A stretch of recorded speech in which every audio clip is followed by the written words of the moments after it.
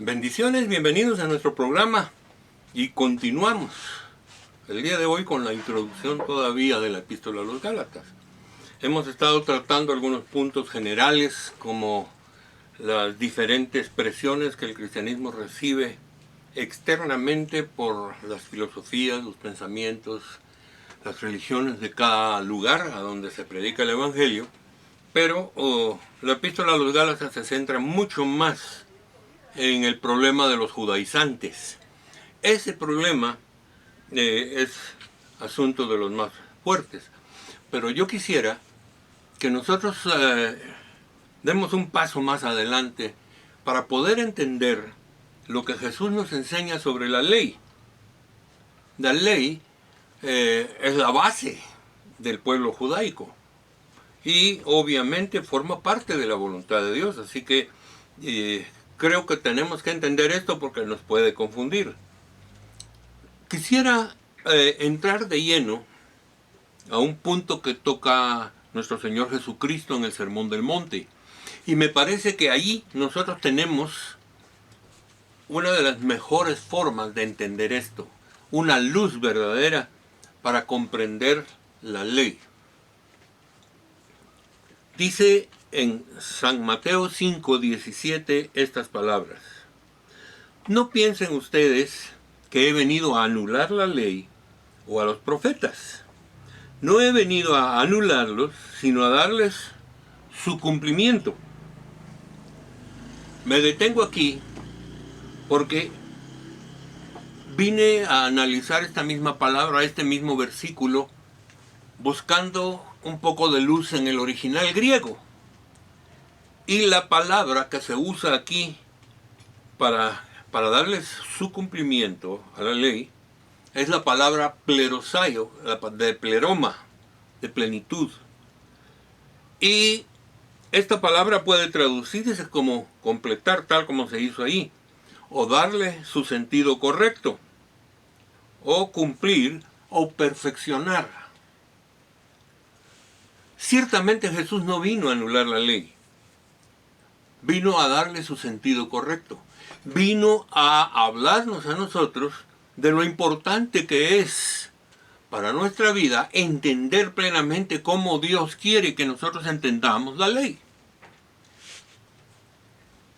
Y entonces nos encontramos con una serie de complicaciones, porque aunque Jesús dice yo no he venido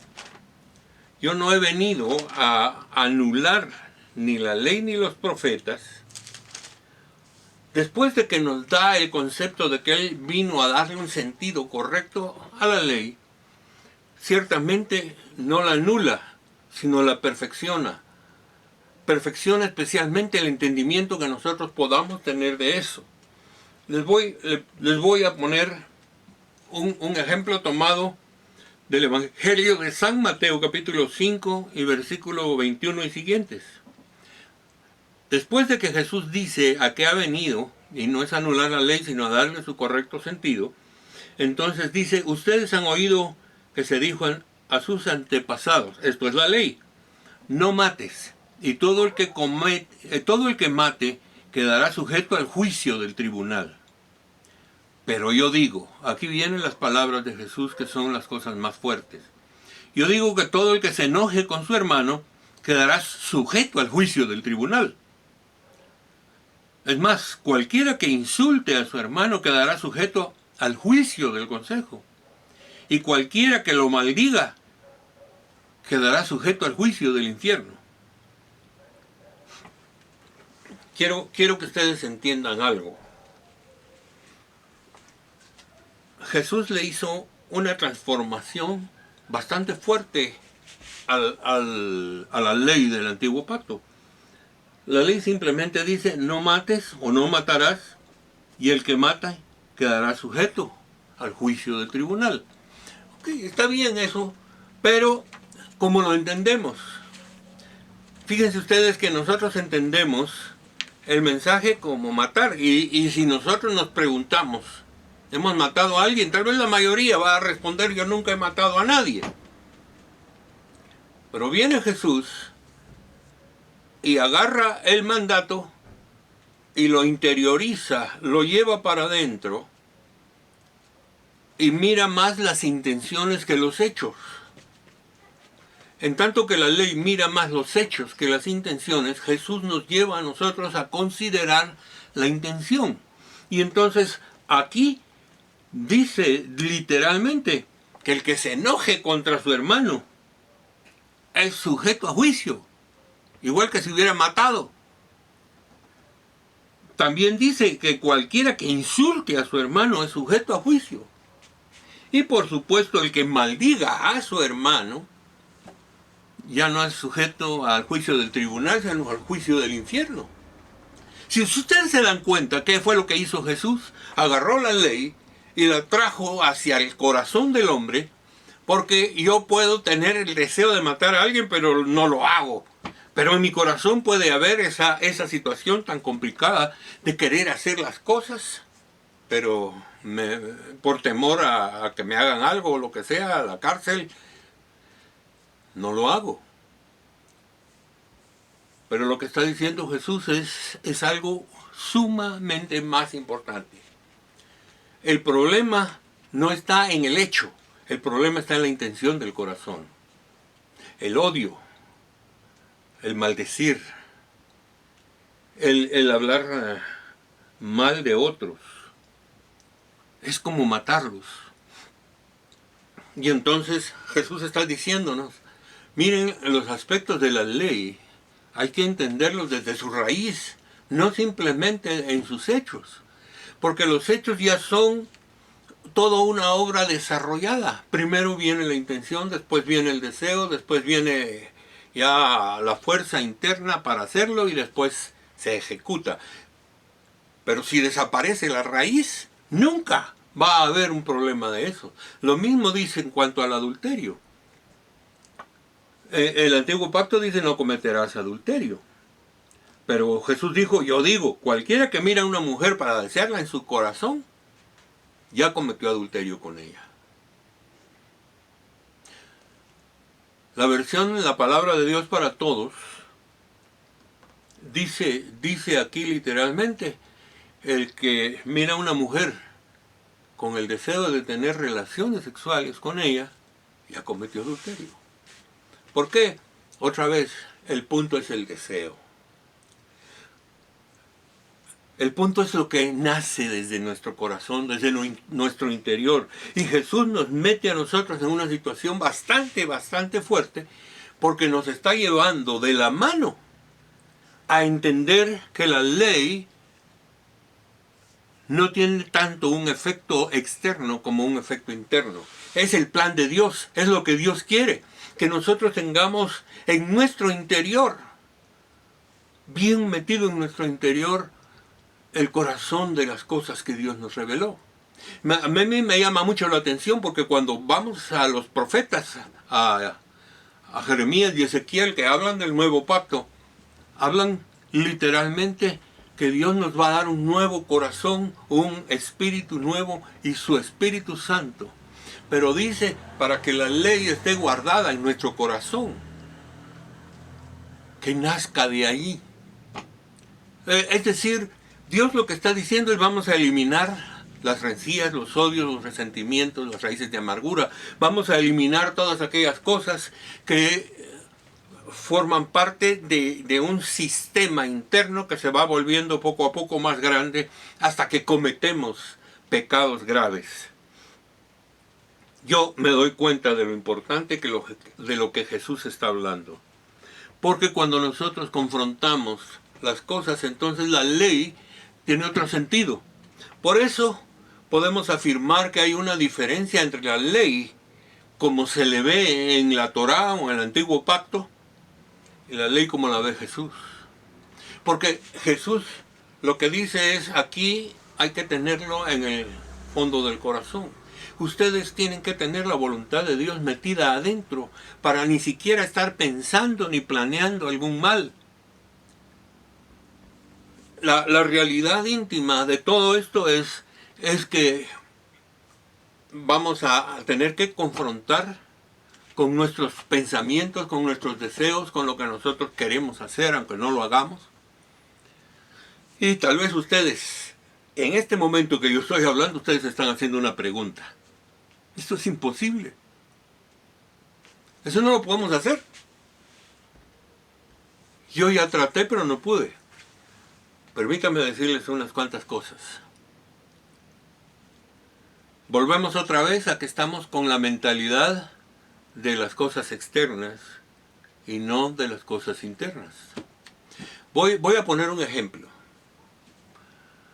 Cuando nosotros aconsejamos, por ejemplo, a una persona que tiene el vicio del alcohol, le empezamos a decir que deje de beber, que evite todo contacto con bebidas alcohólicas y cosas por el estilo, o con drogas.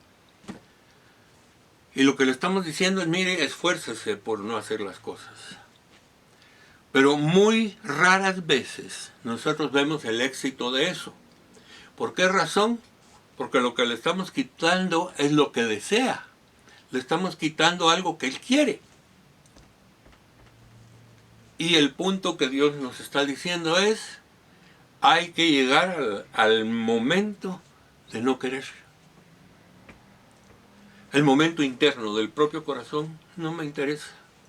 No quiero ni una sola bebida alcohólica. No me apetece, no me atrae, no me gusta. ¿Cómo se logra ese cambio? Ese es el punto que nosotros debemos analizar en este momento, porque ahora llegamos al punto focal de cómo ve Jesús la ley. Entonces, si la vemos así, entonces nosotros podemos decir, es imposible que nosotros podamos hacer las cosas como Jesús dice. Y tenemos que confrontarnos con eso, pero déjenme decirles, el apóstol Pablo nos aclara muchísimo estos puntos, tanto en Gálatas como en otras epístolas. Porque el secreto es el rendirle nuestra vida a Jesucristo. Pablo habla de algo que le da el nombre del nuevo nacimiento. Las cosas viejas pasaron, todo es hecho nuevo, yo soy hecho nuevo. Cuando Cristo está en mí, todas las cosas en mí son transformadas y hechas nuevas. Y entonces el problema propio de la manera en que nosotros confrontamos la vida, puede que esté muy equivocada, porque en lugar de ayudar a la gente a no querer las cosas, debemos ayudar a las personas a querer a Cristo, a llenarse del Señor, a invadir su cuerpo con la presencia de Dios. Y Dios va a hacer la obra para que deje de amar aquello que ha amado, para que deje de hacer aquello que ha hecho, para que abandone el pecado. Fíjense ustedes que todo esto tiene un valor profundo, porque Dios mismo está diciéndonos a nosotros que la obra de Cristo es suficiente para transformarnos a todos. Nos libró del pecado, nos quitó del pecado, y a través de la resurrección y de nuestro bautismo nosotros renunciamos a una vida pecaminosa y vivimos para Dios. El problema es que estamos contaminados. El mundo siempre tiene una fuerza muy grande sobre nuestra vida, y entonces nosotros tenemos que darnos cuenta de que Dios nos está llamando a nosotros a una manera distinta de confrontar la vida. Pero regularmente nuestra vida cristiana se va centrando en las partes litúrgicas y cultuales. Y entonces nosotros defendemos más la estructura del culto que la relación con Dios. A veces nos paramos peleando porque aquellos tienen cierto orden, nosotros tenemos otro orden, y aquellos otros tienen otro orden. Liturgia quiere decir orden, simplemente. Y entonces cada quien hace las cosas. Pero miren, eso es secundario. Lo importante es Cristo en mi corazón. Lo importante es Cristo llenando mi vida. Lo importante es Cristo gobernando mi vida. El Espíritu Santo guiándonos en todo. Creo que ese tipo de conocimiento es necesario en todos, porque el asunto es que nos cuesta a nosotros muchísimo tratar de llevar una vida cristiana. bajo los parámetros que Jesús ha establecido. Siempre estamos pensando, tengo el deseo de algo que es malo. Tengo el deseo de beber, tengo el deseo de otra mujer, o tengo el deseo de otro hombre, como lo diga cada quien, según la situación. Pero lo que yo puedo decirles a ustedes es que eso solamente puede ser eliminado por la obra poderosa de Cristo en nosotros, a través del accionar diario del Espíritu Santo en nosotros. Tenemos que aprender a dejar obrar a Dios en nosotros.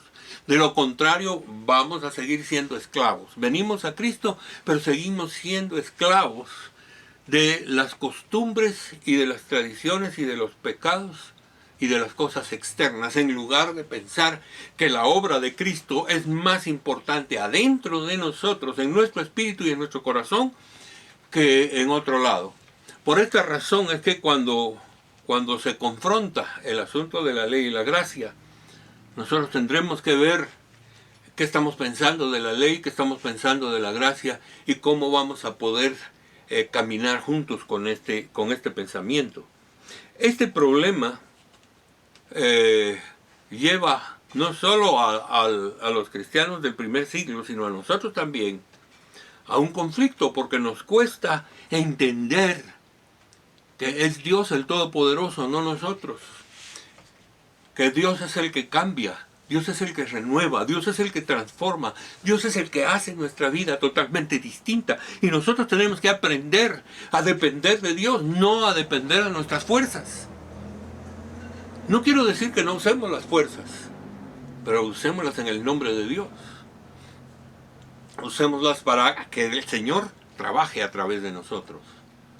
Entonces, para ver eso, tenemos que saber que la ley que Dios nos da, la ley de Cristo, vamos a establecer esa diferencia, la ley de Cristo y la ley del Antiguo Pacto. Aunque es la misma, pero una diferente enfoque. El enfoque que Jesús le da es un enfoque totalmente distinto. No tendrás dioses ajenos delante de mí. Bueno, yo los puedo quitar, pero si los tengo en mi corazón es lo mismo. Soy un idólatra. Si yo estoy adorando ángeles o estoy adorando otras cosas, soy un idólatra. Pero si dejo de hacerlo, pero quiero hacerlo, sigo siendo un idólatra. Yo me doy cuenta cómo Jesús nos confronta con estas cosas, porque el propósito del Señor es cambiar nuestra vida hasta tal punto que nosotros seamos semejantes a Cristo. Y esto no podemos hacerlo a un lado. Y permítanme decirles, este modelo que Jesús nos presenta en la ley es muy confrontativo, porque todos nosotros siempre estamos pensando en hacer cambios externos. Incluso yo, a través de mi experiencia, me he dado cuenta que mucha gente llega a la iglesia y lo que hace se acomoda a lo que la iglesia hace, se acomoda a lo que se dice en la iglesia. Pero cuando se va a su casa sigue haciendo las cosas que hacía en el mundo. ¿Qué pasó? Eso no se llama conversión, eso se llama acomodamiento. La gente se acomoda realmente y entonces a la iglesia se acomoda de un modo, a sus amigos se acomoda de otro modo, a su trabajo se acomoda de otro modo y todo es como cambiar y nos dejamos llevar por todas las corrientes en vez de ser firmes en todo. La Biblia nos habla a nosotros también de que debemos cuidarnos de todas esas costumbres religiosas y cosas así, porque el amor a Dios viene de adentro. Y debido a toda esa influencia externa, como Pablo habla a los Gálatas, hay una situación en la que el hombre se ve confrontado, porque me llama la atención. Fíjense ustedes que en la epístola a los Gálatas, el apóstol llega ya un poco molesto cuando, después de que han recibido la verdad, después de que han aprendido las cosas, Pablo les dice por haberle creído a los judaizantes, Gálatas torpes. ¿Quién las ha hechizado a ustedes? Ante quienes fue presentado Jesucristo crucificado de manera muy clara.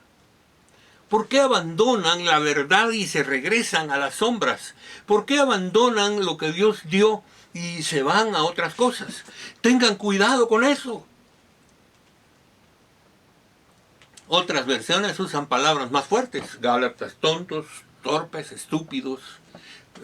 Cualquier cosa que vaya ahí refleja mucho el pensamiento de muchos cristianos que sencillamente se dejan engatusar por cualquier otro y ahí van atrás de corrientes que no son correctas en el Evangelio.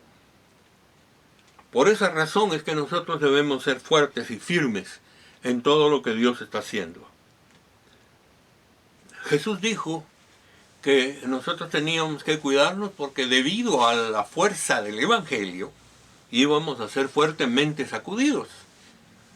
Y yo recuerdo las palabras que Jesús dijo en Mateo 16, 24 y 25. Si alguien quiere ser mi discípulo, tiene que negarse a sí mismo. Fíjense ustedes semejante cosa, tomar su cruz y seguirme. Porque el que quiera salvar su vida, la perderá. Pero el que pierda su vida por mi causa, lo encontrará. Este versículo resume un poquito lo que estamos hablando de la ley de Cristo. Si yo quiero salvar mi vida, si yo quiero que mi vida sea realmente para Dios, entonces yo tengo una responsabilidad. Yo tengo esa responsabilidad básica, dejar mi vida. El bautismo, nos dice Pablo en Romanos 6, que es morir a nosotros mismos y vivir para Dios. Yo muero en las aguas y me levanto como resucitado a una nueva vida. Y esa nueva vida es el cambio interno que Dios quiere hacer. Si todos los cristianos tuviéramos esta experiencia y participáramos realmente de la muerte a nosotros mismos y la vida en Cristo, entonces nosotros seríamos totalmente transformados por el poder del Espíritu Santo. Y nuestra vida sería totalmente distinta. Yo digo esto. Nosotros estamos siendo retados por el apóstol Pablo y por Jesucristo, obviamente, a un cambio radical en nuestra vida.